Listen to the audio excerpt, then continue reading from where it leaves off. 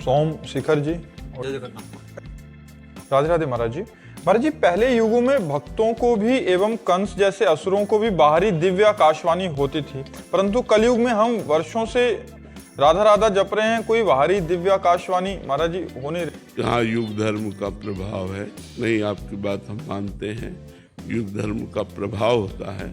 कलयुग में बड़ी मलिनता है।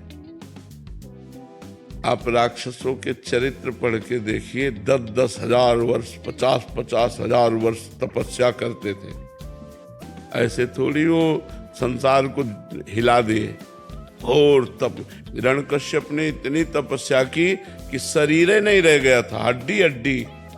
तो ब्रह्मा जी ने जब कमंडल में जल डाला तब उसका शरीर फिर पुनः प्रकट हुआ। तभी तो त्रिभुवनपति पूरे त्रिभुवन को हिला दिया, कोई जोड़ नहीं था। ऐसे वरदान मांगे कि केवल सिर्फ भगवान ही मार सकते थे, दूसरा कोई उपाय नहीं। भगवान ने फिर नरसिंह रूप रख करके। तो पहले क्या था कि बड़ा पवित्र वातावरण था, तो राक्षस भी पवित्रता से तपस्या करते थे। और अब तो देखो, अधिकतर संध्या नहीं करते, बंधन नहीं करते, शराब पीना और यहाँ तक कि मांस खाना, ये सब बातें आ रही समाज में कि नहीं आ रही। बड़ा समय विचित्र है। कुछ ऐसे जन हैं अभी जो अपने आप को बचाए हुए हैं। कलयुग का एक प्रवाह, पहले युगों का क्या प्रवाह कि राक्षस भी तपस्या करते थे, लेकिन कलयुग का प्रवाह जो तपस्वी कुलों में उत्पन्न हुए वो भी राक्षसी आचरण करने लगे, गलत आचरण। तो युग धर्म का प्रभाव तो पड़ता ही है। तो आकाशवाणी तो दिव्य होती है ना, जब तक दिव्य नहीं होगा तब तक वो दिव्य वाणी को सुन नहीं सकता। दिव्य नेत्र नहीं होंगे तो दिव्य दर्शन नहीं हो सकते। देखो, आज जो बड़े बड़े योगियों में भी नहीं है, वो राक्षसों में होता था। बहुत रूप धारण कर लेना, मतलब 1000 रूप धारण कर लिए तो 1000 रावण दिखाई दे रहे हैं। भगवान राम के सामने माया चलाई उसने। दूर की बात सुन लेना, ध्यानस्थ होकर के बात जान लेना, बड़ी बड़ी तपस्याएं, बड़े बड़े योग साधन, युग धर्म का प्रभाव कि दैत्य लोग भी करते थे। और आज सुनते हो क्या कि किसी को भ्रष्ट करने के लिए अप्सरा आई। तो हिया मानुषिक माया से ही नहीं बच पाते, तो आसुरी माया या दैवी माया की तो बात जाने दो। तो कलयुग है बच्चा, यहाँ तो यही भ्रष्ट हो जाते हैं, तो देव अप्सरा का है। तो बहुत सी बातें हैं जो युग धर्म में ढक जाती हैं। जैसे जो पवित्र वृक्ष हैं, जो पवित्र फल देने वाले, रसमय फल देने वाले स्वाभाविक वृक्ष हैं, वो अंतर्ध्यान होते जा रहे हैं। देखो, एक एक गाड़ी आम, बड़े बड़े वृक्ष होते, वो वृक्ष ही गायब हो गए। और वो नकली चले, इतने इतने हैं, इतने इतने बड़े आम लगे हुए हैं। और पहले बड़े बड़े वृक्ष, छोटे छोटे आम। तो युग धर्म का प्रभाव देखो बढ़ता चला जाए। हमने गंगा जी का भरपेट जल पी करके गुजारा किया है। यमुना जी का जल जब वृंदावन आए थे तो कमंडल से भरकर पीते थे। अब आज आप आचमन करने में सकुचाओगे। युग धर्म का प्रभाव देखो, हमारी पवित्र नदियां जिनका जल पी करके हम गुजारा करते थे, आज हम आचमन नहीं कर सकते। तो ये युग धर्म का प्रभाव देखो कि पहले जैसे वृंदावन में आज के मान लो 25-26-30 वर्ष पहले जगह जगह प्याऊ लगे हुए थे, लोग श्रद्धा से पानी पिलाते थे। अच्छा, कुआं हैंडपैप व्यवस्था थी। अब आज आप वृंदावन में परिक्रमा लगाए, अगर प्यास लगी तो 20 रुपया की एक बोतल लीजिए, प्यास बुझाइए, आपको पानी।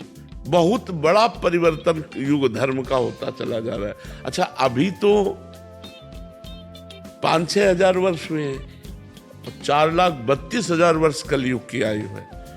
देखो, पिता से पुत्र और पुत्री सुरक्षित रहते हैं। कलयुग का कुछ प्रभाव ऐसा आ गया है कि पिता के द्वारा ही अपने बच्चों का शोषण होने लगा। पिता के द्वारा ही अपने बच्चों का शोषण। युग धर्म का प्रभाव देखो। नहीं, माता पिता से ज्यादा सुरक्षित बच्चे कहाँ रह सकते हैं।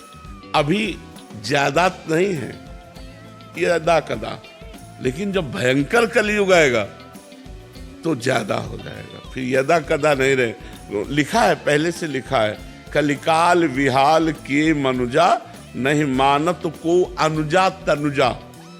अनुजा माने बहन, तनुजा माने बेटी। बहन बेटी का भेद नहीं रह जाएगा, पशुता, ऐसा समय आएगा।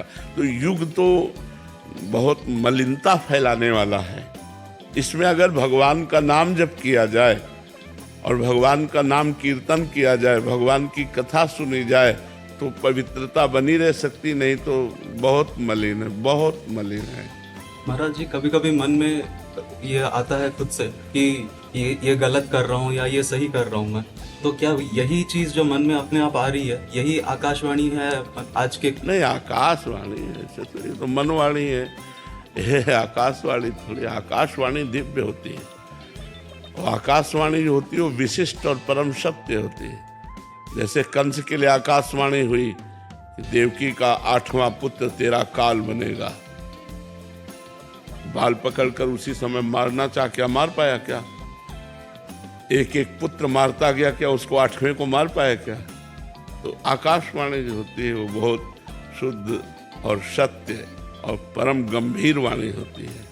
तो ये अब आकाशवाणी सुनने के लिए हमारे अंदर दिव्यता होनी चाहिए ना, तो वो दिव्यता तो ऐसी है ही नहीं। जैसे ब्रह्मा जी समाधिस्थ हुए तब आकाशवाणी हुई कि इस समय, इस बार मैं संपूर्ण अपने अंशों के साथ अवतार धारण कर रहा हूँ, जाओ तुम निर्विघ्न हो जाओ, पृथ्वी से कह दो वो भय रहित हो जाए, मैं स्वयं अवतार धारण कर रहा हूँ। भगवान की वाणी आकाशवाणी हुई, ब्रह्मा जी ने सुना, सबको बताया कि आप धैर्य धारण करो, भगवान का अवतार होने वाला है, श्री कृष्ण अवतार।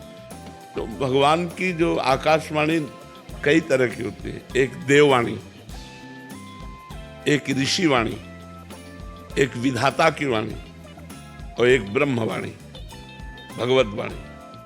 अलग अलग आकाशवाणी का स्तर है। अब जैसे देववाणी को तो सुन लिया कंस ने, देववाणी ही थी, विधान के अनुसार वो वाणी हो रही थी, लेकिन भगवत वाणी नहीं सुन पाएगा। भगवत वाणी जब ब्रह्मा जी को सुनना हुआ तो समाधिस्थ हुए, सबको नहीं सुनाई दी। वो जब समाधि में पहुंचे तब सीधे ब्रह्मवाणी सुनाई दी, मैं अवतार लेने जा रहा हूँ, तो अवतार भगवान ने लिया। तो ये युग धर्म, इसका एक बहुत बड़ा गुण है कलयुग में। जो 10-10 हजार वर्ष पहले तपस्या करने पर लाभ मिलता था, 24 घंटे तपस्या करने पर लाभ मिल जाएगा। अगर दोषों की खान है तो गुण की भी खान है, क्योंकि इस हम लोगों का जन्म से लेकर के आयु 80-100 तक है, वहाँ तो पता चला 20,000 60,000 वर्ष तक तपस्या किए। तो अपने तो 60,000 वर्ष में ले जाने कितने बार जन्म मर लेंगे। तो ये कलयुग में विशेषता है कि 24 घंटे तप करने पर जो लाभ मिलता है वो 10,000 वर्ष अन्य युगों में तप करने पर लाभ मिलता था। पर इसमें 24 घंटे क्या 24 मिनट ठीक रहना मुश्किल है। मन बार बार गंदा चिंतन, गंदी बातें, गंदा व्यवहार, छल कपट, यही सब चल रहा है। झूठ तो बिल्कुल सबकी जबान पे आ चुका है। देखो कलयुग का प्रभाव। पहले युगों में था कि सत्य के लिए प्राण दे देते थे,